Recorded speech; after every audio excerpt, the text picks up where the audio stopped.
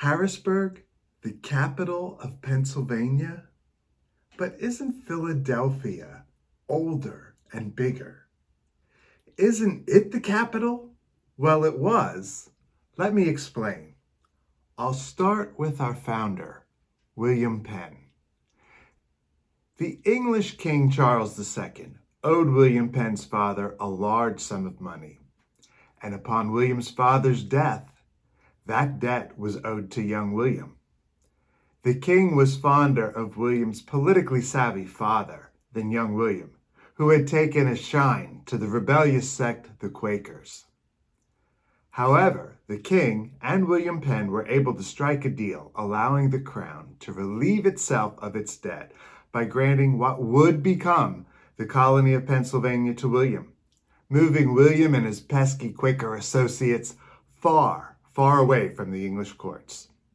Penn sailed to America on the ship Welcome and arrived November 8, 1682, with his Quaker associates to create their utopia. He founded the city Philadelphia, whose name means City of Brotherly Love. Philadelphia did become the colony's capital, and after independence from England, the capital of Pennsylvania and even the capital of the fledgling nation of the United States during its early years. It was the very capital where George Washington would govern as president. In 1799, the capital of Pennsylvania was moved temporarily from Philadelphia to Lancaster, mainly for security reasons. Though Lancaster was more secure than Philadelphia, it was still not considered ideal long-term, as the population of the state pushed westward, which led to the eventual move to Harrisburg in 1812.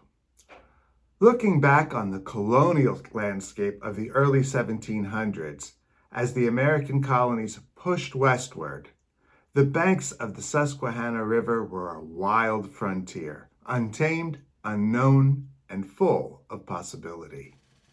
Into this landscape stepped John Harris, an English immigrant seeking opportunity in William Penn's new utopian world.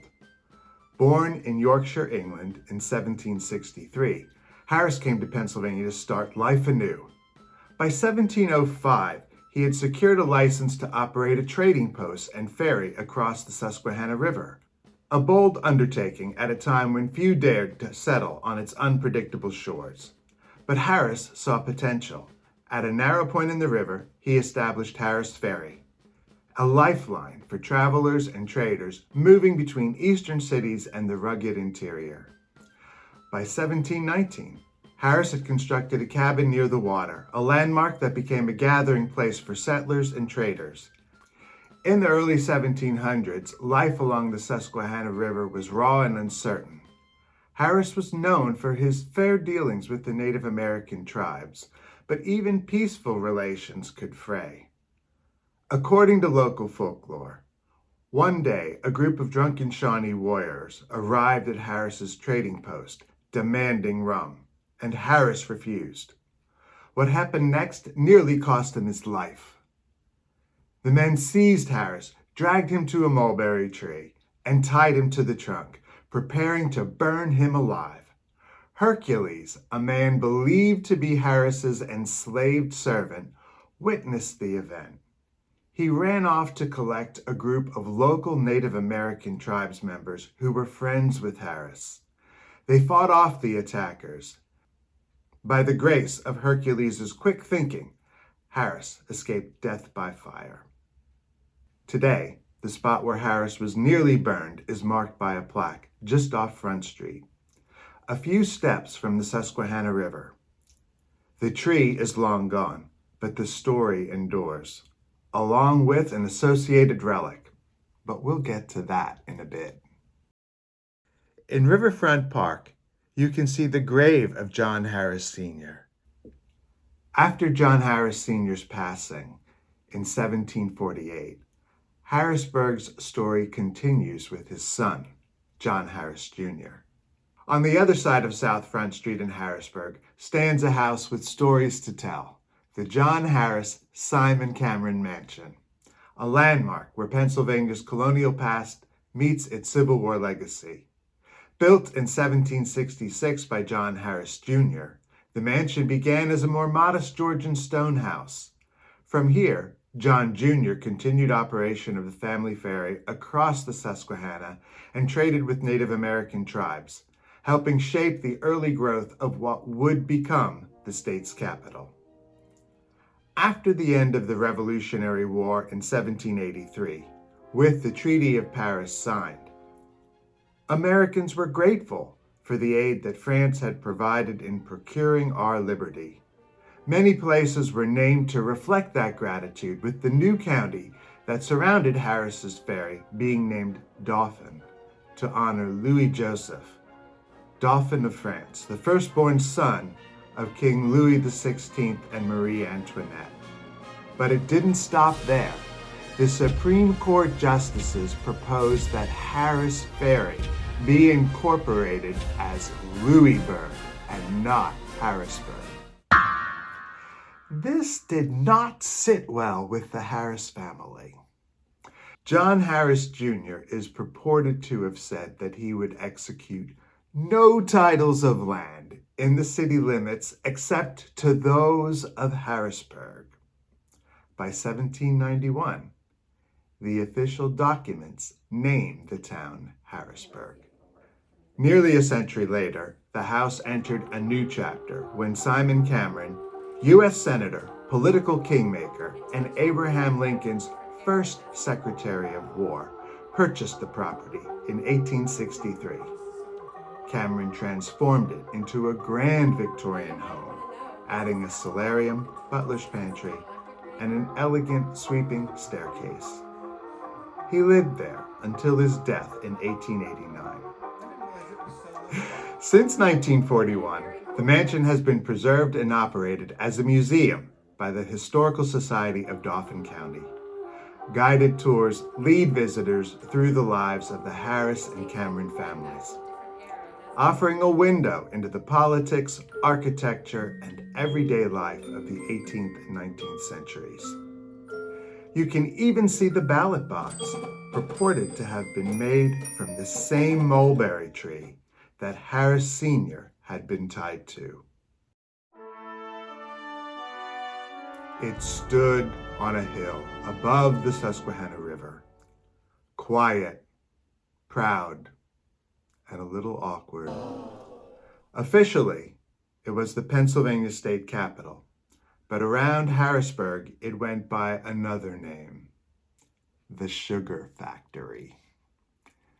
Built in 1822, the Hills capital, named for architect Stephen Hills, was Pennsylvania's first purpose-built capital in Harrisburg. Its design was neoclassical, symmetrical, functional, and plainly patriotic. It was sensible, a building for an emerging state. But over time, to many lawmakers, journalists, and even the public, it looked more like an old industrial plant. Then, on a snowy February day in 1897, a fire broke out. Flames tore through the wooden rafters. Crowds gathered, snow fell, and the sugar factory burned. But from the ashes arises the phoenix. In the year 1900, Pennsylvania was among the largest and most influential states with a booming industrial sector.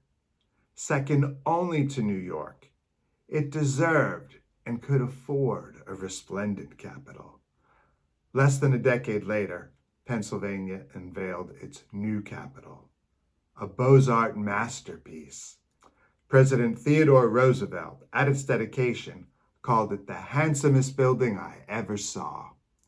It's been called a palace of art, and when you step inside, it's easy to see why.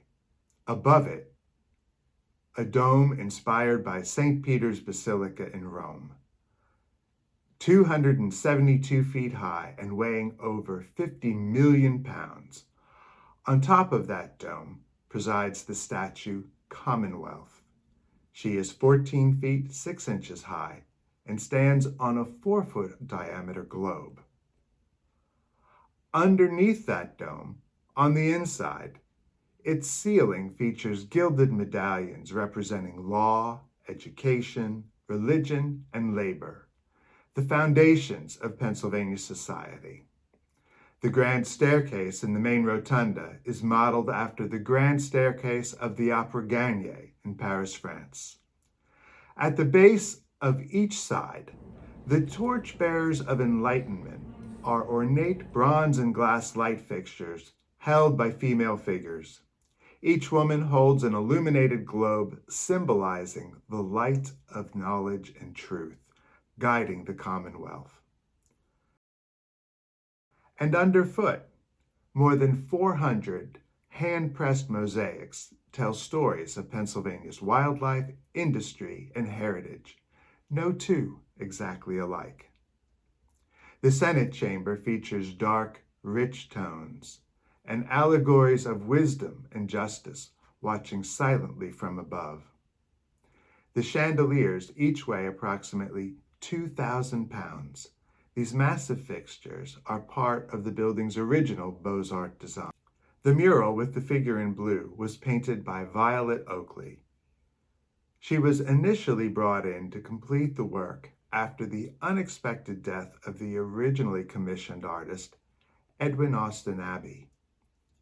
Oakley was just 28 years old at the time and became the first American woman to receive a major mural commission in a public building. Her work in the Senate chamber eventually led to further commissions with the Capitol, including the governor's reception room and the Supreme Court chamber, making her total project span 25 years. So let's look at the Supreme Court chamber, with the only stained glass dome in the Capitol complex. Created by Alfred Godwin, this dome was originally to be placed over the House chamber, but was moved to the courtroom after another floor of offices was added above the House. While the chandeliers at first appear identical, each has a different statue at the center, representing four great lawgivers: Aristotle, Solon, Moses, and Solomon. In Violet Oakley's mural Divine Law, located here in the Supreme Court chamber, several inspiring words are artistically embedded within the composition. How quickly can you find them? First, divine, spanning the top of the mural, emphasizing the sacred nature of law depicted. Next, you can find law, formed by a large salmon-colored L, intersected by smaller A and W letters, creating a prominent monogram. Then love, situated within the large L, symbolizing the foundational role of love in the concept of divine law. Finally, wisdom, spelled out around the W with the angels, indicating the importance of wisdom in the application of law.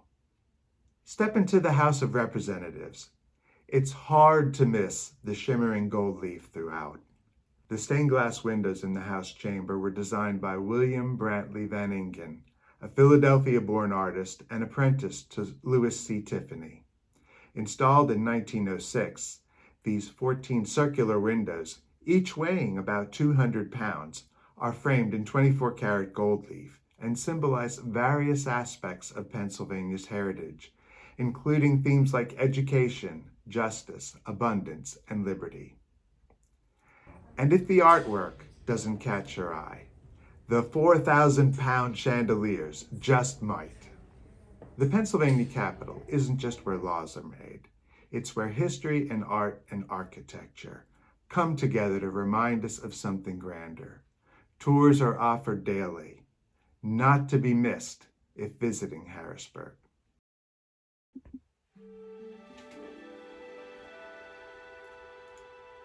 On the north side of Harrisburg, Fort Hunter Park offers sweeping views of the Susquehanna River, with the majestic Blue Mountains rising in the distance.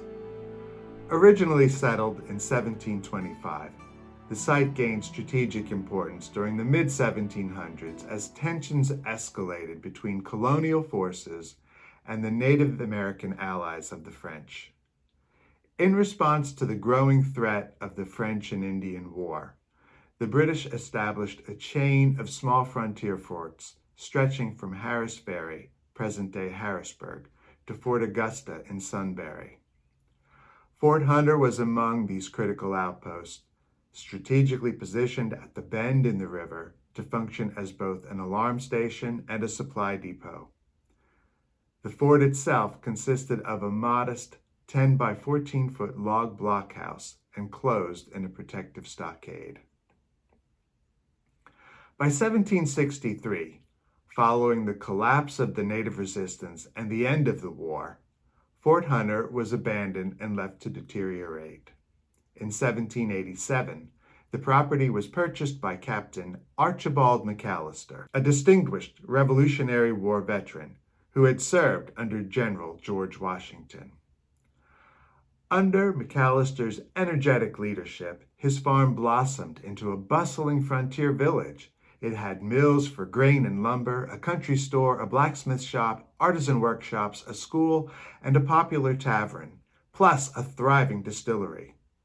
Barges and boats docked along the riverbanks, and the opening of the Pennsylvania Canal in 1834 boosted local trade. Between 1786 and 1831, more than 20 enslaved people lived and worked at Fort Hunter.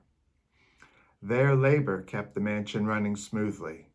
The McAllister family was among the largest enslavers in Dauphin County at the time. Among the known enslaved families were the Craigs and the Jenkinsons.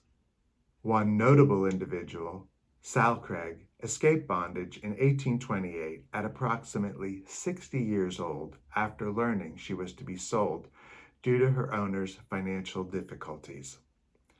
An advertisement promoting her sale described her as strong and active for her age, an excellent washer, baker, and cook, and understands the management of dairy and soap boiling. Adjacent to Fort Hunter Park, you can see the impressive Rockville Stone Arch Railroad Bridge. Iron bridges were a step up from wood. But by the late 1800s, a series of dangerous failures showed just how vulnerable they were when overloaded or neglected. That's when Pennsylvania Railroad's chief engineer, William H. Brown, turned back to an older, more reliable method: stone arch bridges. Starting in 1888, Brown ordered new bridges on PRR's busiest routes, including the Philadelphia to Pittsburgh Main Line, to be built using stone arches. Under his watch, crews completed 2 to 3 a year, ranging from small crossings to massive structures like the Rockville Bridge near Harrisburg. Rockville became the crown jewel. Built by around 300 stonemasons, the bridge featured 48 arches, each spanning 70 feet. The ends curved gently to follow the river's path. The bridge opened on March 30th, 1902. Just months later, it welcomed the Pennsylvania Special, the famed high-class overnight train between New York and Chicago, later renamed the Broadway Limited.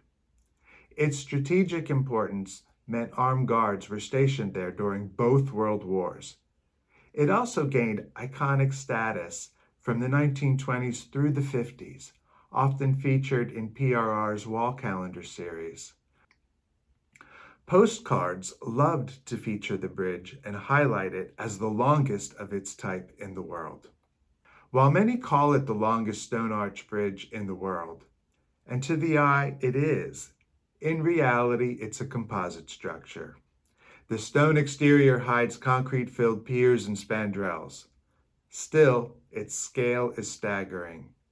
3,820 feet long, 52 feet above the river. Originally carrying 4 tracks, it used 220,000 tons of stone and 600,000 barrels of cement, with a final cost of $975,150. The Rockville Bridge has survived some of nature's worst, the flood of 1936 and the battering of Tropical Storm Agnes in 1972.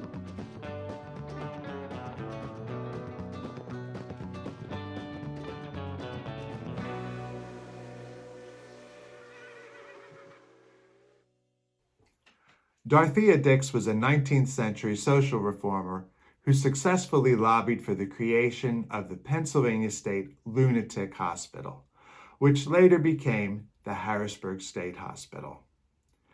The hospital was Pennsylvania's first public facility to house the mentally ill and disabled, and its sprawling campus contained more than 70 buildings. Dix was a tireless advocate for the care and treatment of the mentally ill, at a time when society treated them more as criminals. Her involvement in the creation of the Pennsylvania State Hospital in Harrisburg began with her petitioning the state legislature in 1845 to create a public asylum for the mentally ill. Her efforts were successful, and the Harrisburg State Hospital, which was Pennsylvania's first public mental health facility, was established as a result. The construction of the hospital's Kirkbride building began in 1848 and was completed in 1851, with John Haviland as the architect. The campus is glorious in springtime. The streets and the walkways are lined with luscious natural spaces featuring varieties of native and ornamental trees. Its impressive grounds and buildings have been featured in films like 1999's Girl Interrupted, starring Winona Ryder and Angelina Jolie. You can enjoy a part of these lovely grounds by walking or riding your bike along the Capitol Greenbelt. The Capitol Greenbelt offers a scenic escape that winds through Harrisburg and its surrounding communities. This 20-mile loop is more than just a walking and biking trail. It's a living ribbon of parks, rivers, and urban green spaces that connect people to nature and to history. The Greenbelt weaves through the neighborhoods, forests, wetlands, and cultural landmarks of the area. It passes by Wildwood Park, home to native wildlife and an informative nature center, and it skirts the banks of the Susquehanna River, offering some of the best views of the city. Along the way, you'll find shaded paths, historic bridges, public art, and plenty of benches, exercise spaces, and picnic spots. There are so many cute neighborhoods, like Shipoke, with its colorful historic homes. Every summer, there are festivals along the river for the Memorial Day, Independence Day, and Labor Day holidays, featuring arts, music, food, and fun. Harrisburg is also home to several museums, including the State Museum of Pennsylvania, next to the Capitol. It showcases the state's rich cultural and natural history, featuring exhibits on prehistoric life, geology, and native wildlife, including the impressive Marshall Creek's mastodon and the prehistoric armored fish, Dunkleosteus. Next, if you want to get to this museum by bike on this part of the Greenbelt, you're going to have to do some serious uphill. The National Civil War Museum offers a comprehensive portrayal of the American Civil War. From this elevation, you can enjoy a rear view of the Capitol building.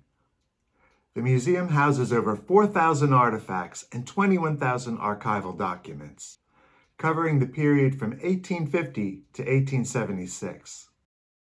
Whether you're looking for a morning run, a leisurely bike ride, or just a quiet place to reflect, you can see everything that I've shown you so far in this video because it's all within easy access of the Greenbelt.